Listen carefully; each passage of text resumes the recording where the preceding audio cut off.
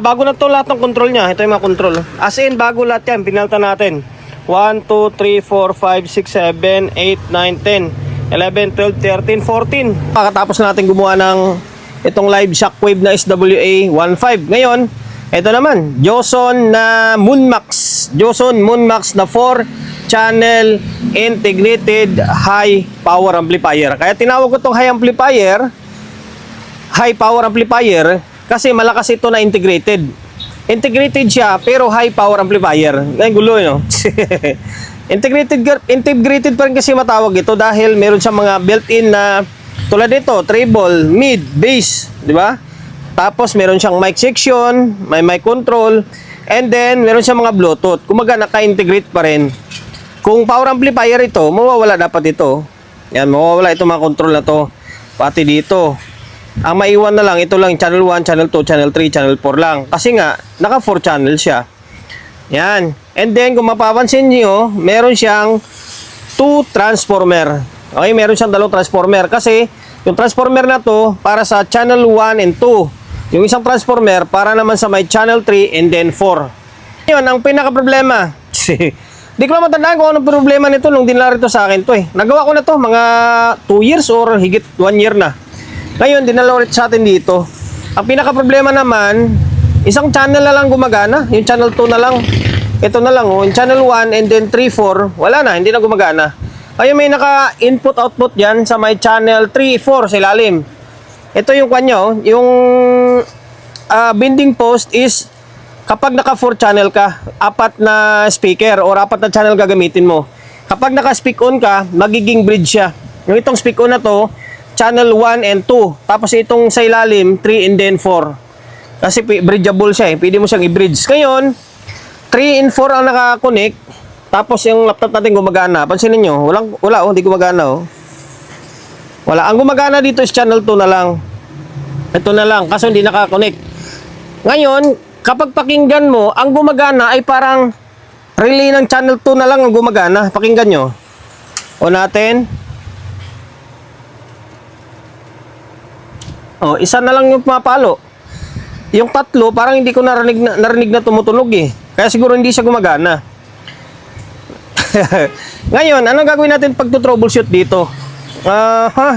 Bukod dito sa may control, pag diskita natin yung control, pwede sana nating i-recta ito eh. Kaso nga lang, hindi kasi nakakuha no, dapat naka 1 to eh. Nakatayo kasi yung resistor sa emitter. Pwede sana natin i-recta. Although pwede naman siguro, testing ko.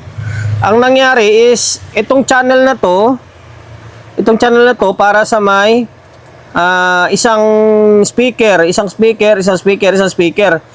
Bali labas nito, meron pa dito sa may kabila. 2 channel per 2 pairs per channel pala. 2 pairs per channel.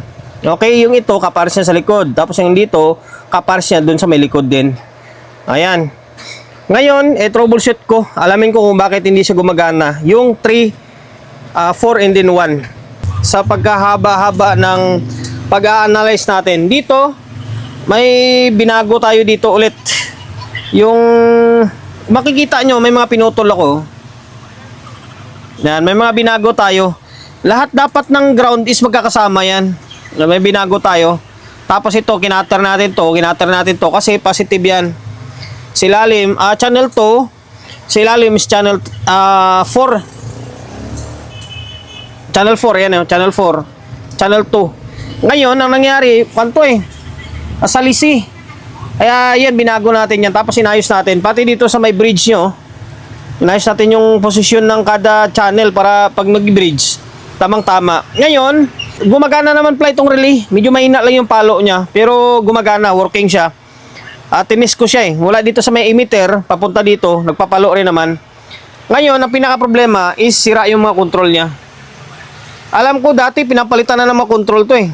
Ngayon, eto, sira. Ginawa ko, nirekta ko muna. Yung channel 1 and then 2, gumagana na. Sira din yung control. Etong 3 and then 4, ito, nirekta natin. Kasi naka-mono ito eh. Mono. Ngayon, pinagrekta natin yung in tapos out. Yan. para malaman natin kung may audio. Ngayon ang nakakabit dito, ang nakakunik is channel 4 sa ilalim. Ngayon, kapag may audio yan, wala nang control yan. Malakas agad bira niyan. Pag trigger ng relay. Ganyan dyan. Ba, may audio siya?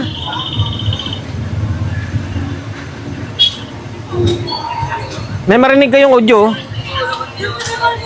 May marinig kayong audio? Sira yung control. Ang gagawin natin dito, palitan natin ng control. Mula siguro, kumari, palitan na lang natin lahat to.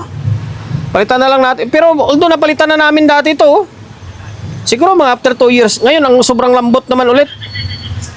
Kaya mapapansin nyo, mahaba na siya, na minado naman tayo dyan na yung control ngayon, hindi talaga siya tumatagal. Papalitan ko lang muna. Pinalitan ko na lahat ng control. Ito, medyo naiba lang kasi naubusan ako ng ganito. Medyo maiksi yung shafting nito. Ayan. Ilang muno ito man? 1, 2, 3. Tatlong muno dito. Tapos 1, 2, 3. 7 stereo dito. Kasi pinalitan natin lahat. Pinalitan na lahat yan. Sa may mic section, bass treble yan lahat. Tapos sa may master volume nya, 3 pin. Ito naman siya, Yan, 3 pin ito. Mono. Yan, bago lahat yan. Bali, saan yung kapares nya? Ito. Yan, ito siya, Palit talaga literal to. Bago lahat. Samantala, napalitan na namin lahat yan, nung unang paggawa. Siguro mga magto 2 years din. Ngayon, pwede natin balik to kasi gabi na. Testing natin, Ito na ng paggagawa natin dito. Inaabot tayo ng kagabi. Pasensya na, wala tayong mic. Ngayon, bago na to lahat ng control nya. Ito yung mga control. As in, bago lahat yan. Pinalta natin. 1, 2, 3, 4, 5, 6, 7, 8, 9, 10, 11, 12, 13, 14. Bali, 14 na control. Bago lahat yan. Ngayon, working naman, Ito, naka 20 tayo. Naka 20 yan. Kasi pag nag-bulb tayo dito, namamatay-matay siya. Okay, on natin.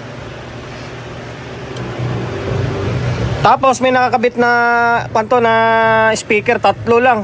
Yung isa kasi ginagamit doon sa kabila.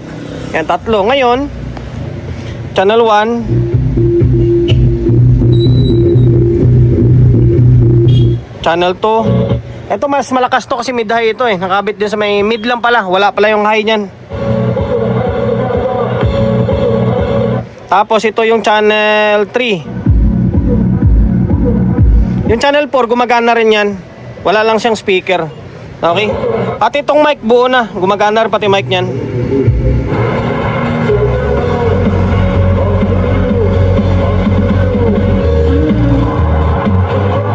Yan, okay. Goods na to. Makaperate pa tayo. Ito guys, pinang-cutting natin, Pinang-cutting natin to. Medyo sa total lang, ewan ko kung napansin ng mga kapwa natin technician to pag naka-encounter kayo ng Joson na Moonmax ay mayroong kwan dyan. Ewan ko kung naayos na nila ito. Merong mali dyan sa connection. Yung 2 and then 4 yata yan or 2 and 3 yata yan or 3 and 4. Basta yung dito sa taas tapos sa ilalim may mali dyan. Nagiging salisi sila. Okay? Yan lang. Ngayon okay na ito. Palit control lang. Tapos may mga binago lang tayo sa wiring nya.